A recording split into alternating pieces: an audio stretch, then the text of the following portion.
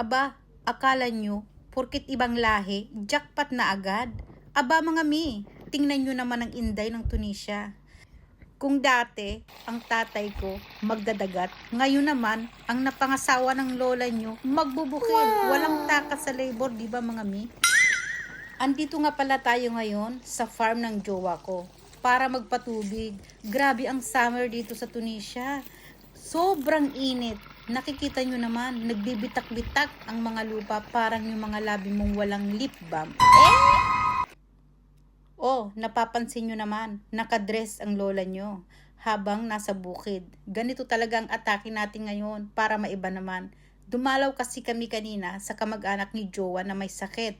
Tapos, dumiretso na kami dito para magpatubig. Diba? Mula sa formal na pagbisita, rampa agad sa agrikultura. O sampa kayo, ganyan ang inday ng Tunisia.